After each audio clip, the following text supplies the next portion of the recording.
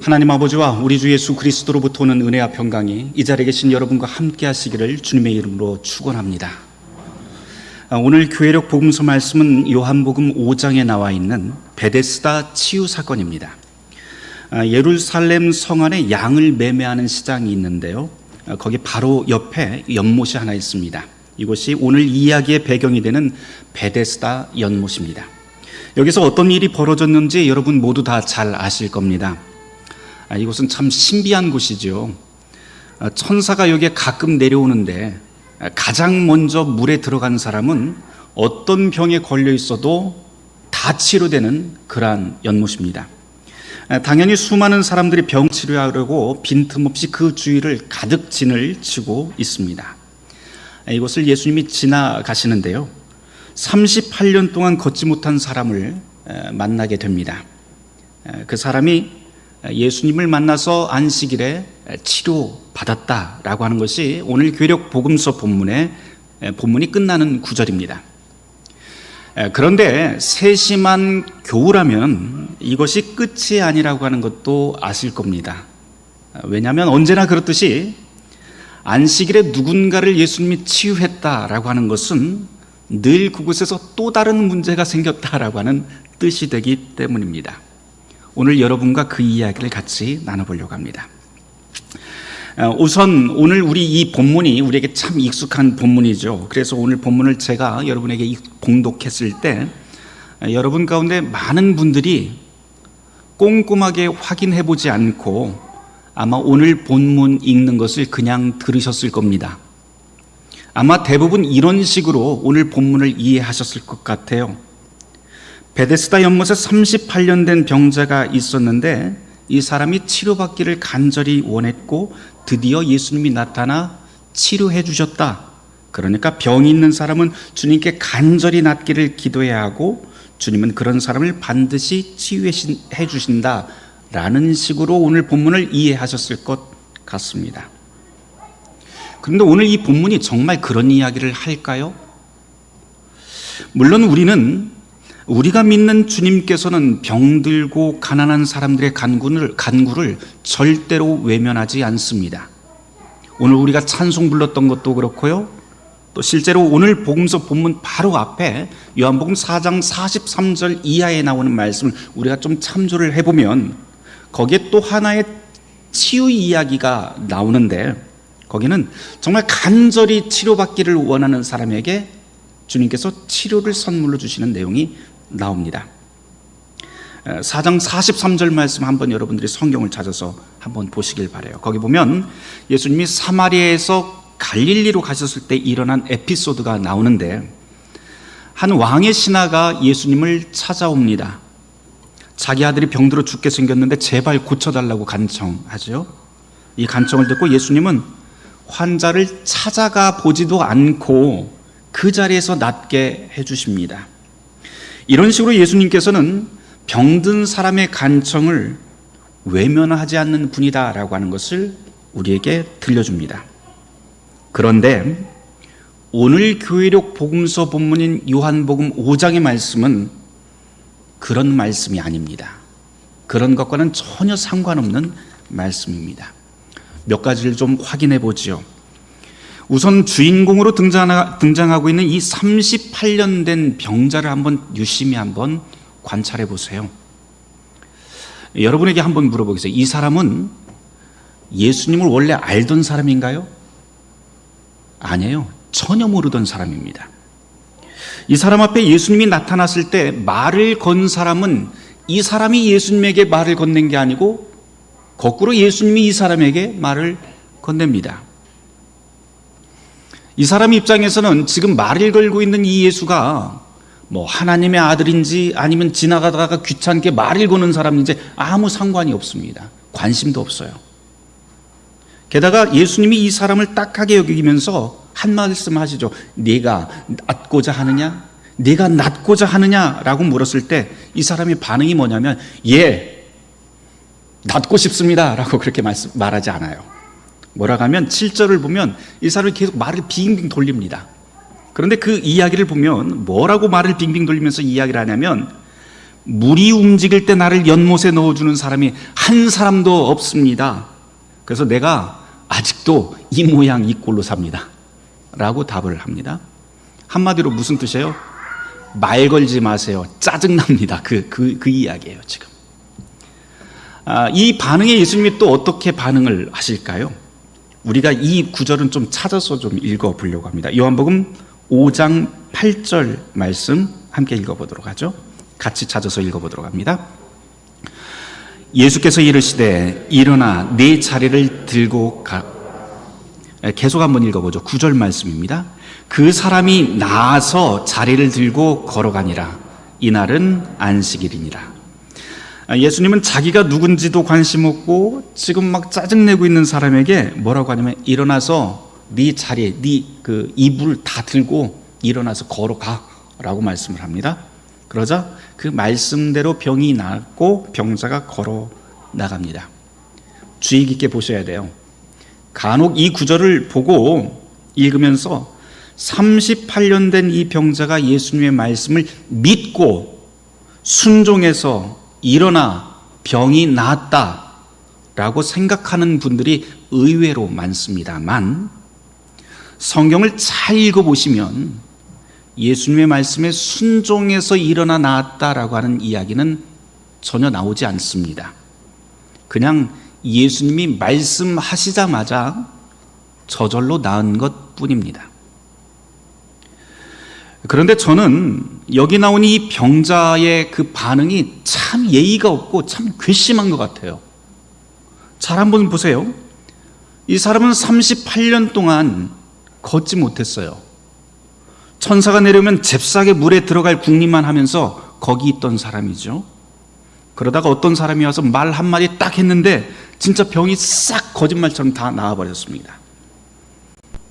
그런데 고맙다는 말 한마디도 하지 않습니다. 예의라고는 눈꽃만큼도 없어요. 게다가 이어지는 10절 이하의 말씀을 여러분들이 한번 쭉 읽어보시면, 특별히 15절 말씀을 읽어보면 이 사람이 하는 행동이 참 기가 막힙니다. 유대인들에게 가서 예수를 밀고해버립니다. 참 희한한 사람이에요. 은혜를 원수로 갚는 그런 유형의 사람이 지금 이 38년 된 병자입니다. 16절 말씀을 여러분이 잘 읽어보시면 이 사람이 유대인들에게 가서 밀고 한 이유가 나오는데, 제가 15절 16절을 한번 읽어볼게요. 그 사람이 유대인들에게 가서 자기를 고친 이는 예수라 하니라. 밀고 했다는 겁니다. 그 다음 16절인데요. 그러므로 여기서부터 밀고 한 이유가 나옵니다. 뭐라고 하는지 한번 들어보세요. 안식일에 이러한 일을 행하신다. 무슨 뜻이에요? 저 예수가 안식일 안 지키고 치료하고 있다라고 하는 그런 뜻이에요. 우리식으로 하면 무슨 말이면 주일 성수 안 하고 사람 고치고 있다라고 하는 그런 뜻이 됩니다. 지금 38년 동안 걷지 못하던 사람이 기껏 일어나서 한다는 말이 기쁘고 감사하고 이런 것이 아니라 화가 나 있어요. 실컷 공짜로 고쳐줬더니 자기를 안식일에 고쳤다고 막 화를 내면서 고발해버립니다. 그러자 유대인들이 그 소리를 듣고 예수를 박해하기 시작합니다. 그게 16절 말씀입니다. 근데 왜 박해하느냐? 사람 살리는 건 이 사람들에게 안중에도 없어요. 오직 하나, 그냥 안식일법 안 지켰다고 그것 하나로 박해하고 죽이려고 달라듭니다. 오늘 이 본문이 참 어이없어요, 사실은. 그런데 잘 생각해 보면요, 이 본문은 지금 우리에게 정말 무서운 사회상을 우리에게 지금 들려주고 있는 겁니다. 38년간 앓다가 고침받은 이 사람뿐만 아니라 이 유대인 사회 전체가 집단적으로 다 정상이 아니에요. 안식일법이 뭐 그리 대단하다고 다시 걷는 것보다 더 중요할까요? 요한복음 바로 이런 비정상적인 생각, 비정상이 정상이 되어버린 그런 사회 공동체를 우리에게 고발합니다. 특이한 건 여기서 그치지 않아요. 요한복음 전체 줄거리는요, 보통 명절과 연관이 되어서 늘 예수님의 사역과 그 뜻을, 하나님의 뜻을 이렇게 설명을 하곤 합니다. 그런데 오늘 우리가 읽은 이 본문을 읽어보면 1절 말씀에 어떤 명절인지 설명을 안 해요. 그저 명절이 되어 예수님이 예루살렘에 올라갔다라고만 그렇게 설명하고 끝납니다. 유대인에게 명절이라고 하는 것은요, 항상 역사와 연결이 되어 있죠. 그 역사라고 하는 것은 늘 하나님께서 우리를 선택해서 우리를 유대인 공동체로, 이스라엘 공동체로 모으시고, 그리고 우리를 선한 곳으로 인도하셨다, 가나안 땅으로 인도하셨다라고 하는데 그 초점이 있습니다. 이게 유대인들의 명절이에요. 그래서 명절이 되면 늘 생각하는 게 하나님께서 우리를 인도하신다, 선한 곳으로 인도하신다, 그리고 나 혼자만 그렇게 인도하시는 것이 아니라 우리 모두를 하나님의 복된 백성으로 함께 우리를 이끄셨다라고 하는 것을 기억하는 날이 바로 명절입니다. 그런데 이 베데스다 연못에서 일어난 일들을 한번 생각해 보세요. 베데스다 연못에서 일어난 일들을 곰곰이 생각을 해보면 이거는 미신이나 무속신앙이지 하나님이 이끄시는 이스라엘 역사와 아무 상관이 없습니다. 게다가 여기 모인 사람들은 우리가 함께 치유받고 함께 건강해지다, 이런 거, 그런 정신 하나도 없어요. 그런 공동체 의식 찾아볼 수 없습니다. 그저 무속, 개인주의, 이건 모두 다 사실은 유대인의 명절과 전혀 어울리지 않는 이야기들이 오늘 복음서에서 우리에게 제시가 됩니다. 그것도 하나님의 성전이 있고 예루살렘 한복판에서, 거룩한 도시 예루살렘 한복판에서 이런 일이 벌어집니다. 이 이상한 설정들이 오늘 복음서 본문 곳곳에 설정이 되어 있어요. 배치되어 있어요. 명절인데 따로 노는 사람들, 하나님의 역사와 은혜를 기억하지도 않는 사람들, 미신적인 기적을 바라는 사람들, 병을 치료받고도 기뻐하지도 고마워하지도 않는 사람들, 게다가 고소하고 박해하는 사람들. 게다가 우리를 더욱더 불편하게 만드는 건 바로 이곳이 베데스다라고 하는 이름이 붙은 장소이기 때문입니다. 베데스다라고 하는 말은요, 그 뜻이 자비의 집, 은혜의 집이라고 하는 뜻입니다. 그런데 오늘 본문에서 읽히는 이 베데스다는 자비와 사랑이 풍성한 자리가 아니라 1등만 살아남는 비정한 경쟁의 현장이죠. 여기 모여있는 사람들은 모두 다 아픔을 품고 있고 치료되기를 원하는 간절한 마음으로 이 베데스다 연못가에 다 모여 있습니다. 하나님의 자비와 은혜를 간절히 바라면서 다 모였지만 실상은 천사가 내려오는 그 신비한 순간마저도 오직 한 사람만 살아남는 그런 비정한 장소가 베데스다 연못입니다. 38년 동안 이 연못에 들어가도록 도와주던 사람이 단 한 명도 없었습니다 라고 했던 이 병자의 말이 허투루 들리지 않습니다. 오늘 우리가 살아가고 있는 세상은 어떤가요? 아니, 자비의 집, 은혜 가득한 거룩한 우리의 교회는 어떤가요?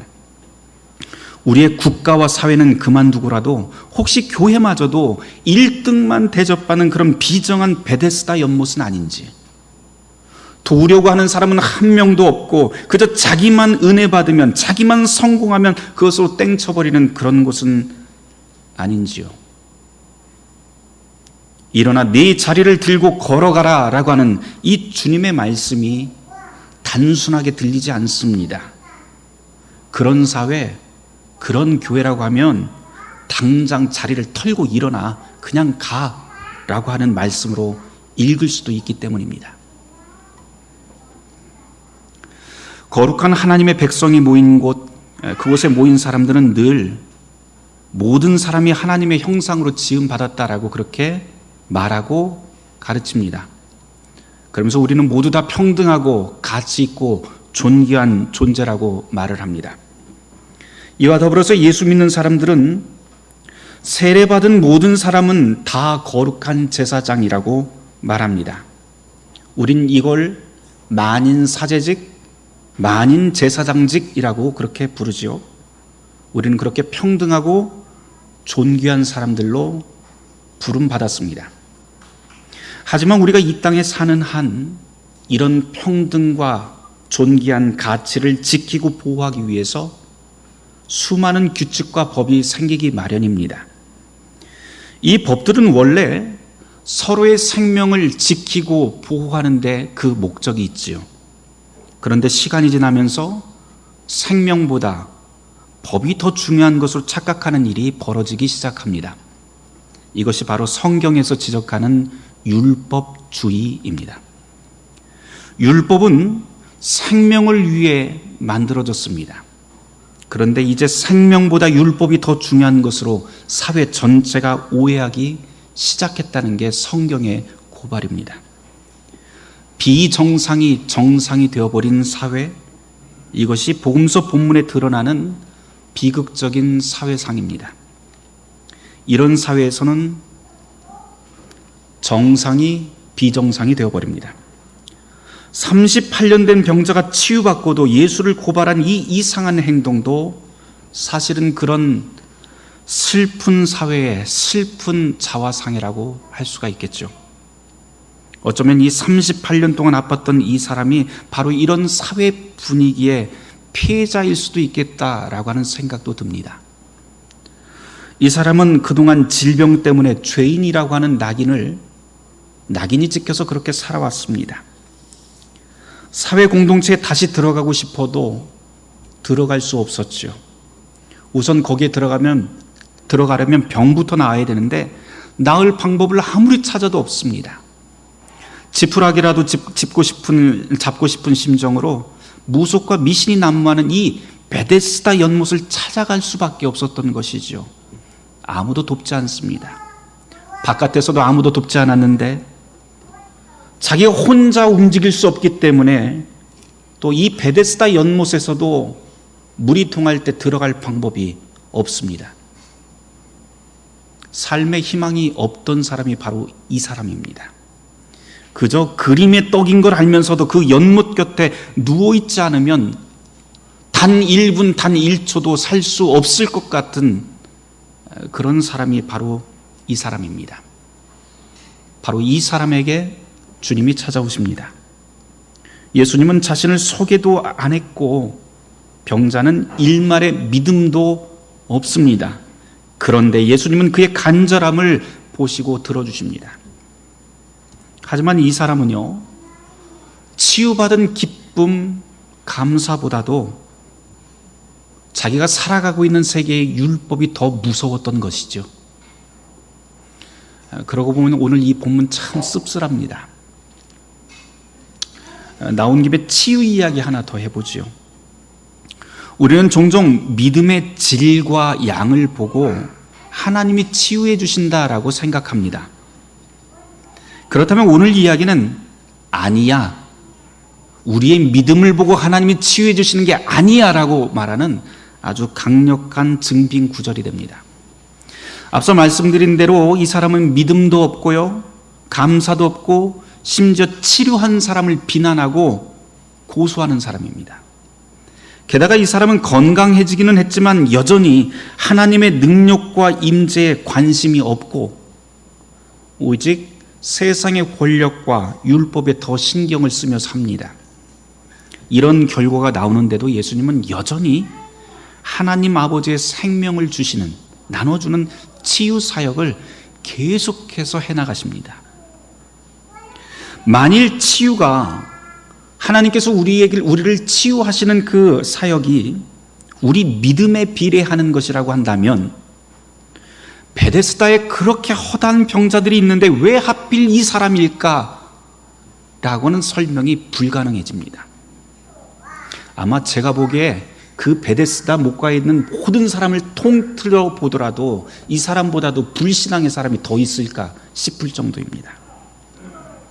우리는 여기서 하나님은 당신의 은혜를 자격 있는 사람에게 골라주시는 게 아니라고 하는 걸 발견하게 됩니다. 오히려 하나님의 치유와 은혜는 받을 자격이 없는 사람에게 베푸시는 선물입니다. 그러니 누군가 기적적으로 내가 치유받은 일이 있다 한다면 그것을 두고 자기 신앙을 자랑할 일이 아니라 오히려 더욱 겸손히 주님의 은혜를 깊이 새기며 살아야 합니다. 요한복음은 왜 어떤 사람은 치유되고 다른 사람은 왜 치유되지 않았는지 전혀 답을 하지 않습니다.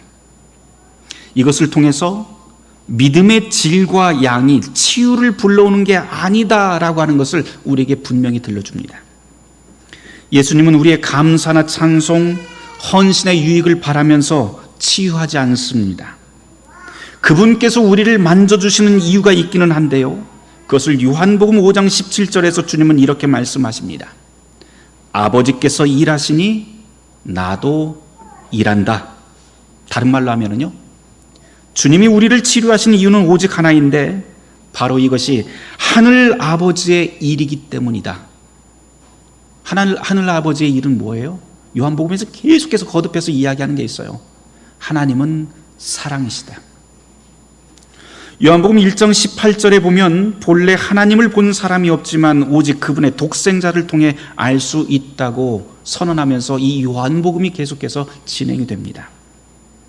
하나님께서 당신의 아들을 통해서 보여주신 일, 그것은 모든 이들이 자기의 삶 속에서 생명을 기쁘게 누리는 일이고 이것을 자기 혼자만이 아니라 바로 우리의 이웃들과 함께 나누는 일이라고 하는 것을 요한복음은 가르칩니다. 이것이 바로 요한복음이 말하고 있는 사랑입니다. 38년 된 병자에게로 돌아가 보지요. 예수님이 보기에 이 사람에게 정말 중요했던 것은 사람들이 정해놓은 규칙이나 제한선이 아니라 아주 단순한 거였죠. 병이 치료받고 치료돼서 기쁘게 살아가는 것, 다시 말해서 생명의 기쁨을 삶 속에서 누리는 것이 예수님 볼 때 그 사람에게 가장 필요한 일이었던 것이죠. 사람에게 곧 새로운 삶, 이것이 바로 이 사람에게 새로운 삶의 부활이었고 그에게 삶의 기쁨을 주는 치유가 하나님의 사랑이었습니다. 실제로 그 사람에게 가장 필요한 것이 건강해지는 거였잖아요. 하나님은 이 사람의 필요를 정확하게 아시고 먼저 다가가 그 필요를 채워주십니다. 이것이 바로 베데스다, 곧 자비의 집에서 흘러나오는 하나님의 사랑입니다. 사랑하는 성도 여러분, 오늘 우리의 교회, 우리의 사회를 이 말씀에 비춰 봅시다. 혹시 비정상이 정상이 되어버린 그런 세계는 아닌지요? 생명 대신 거짓과 허울을 강요하는 세상은 아닌지요? 우리 눈과 귀를 뚫고 지나가는 매일 보고 듣고 하는 그 광고와 뉴스, 그리고 사람들의 그 목소리들이 참으로 생명을 살리는 따스함인지 한번 깊게 돌아봐야 합니다. 바라기는 우리가 몸담은 가정과 사회, 그리고 국가와 교회가 서로를 돌아보고 일으켜 세워주는 진정한 자비의 집 베데스다가 되기를 주님의 이름으로 축원합니다. 모든 지각에 뛰어난 하나님의 평강이 그리스도 예수 안에서 우리의 마음과 생각을 지키실 것입니다. 오늘 말씀을 놓고 잠시 침묵하며 기도하도록 하겠습니다.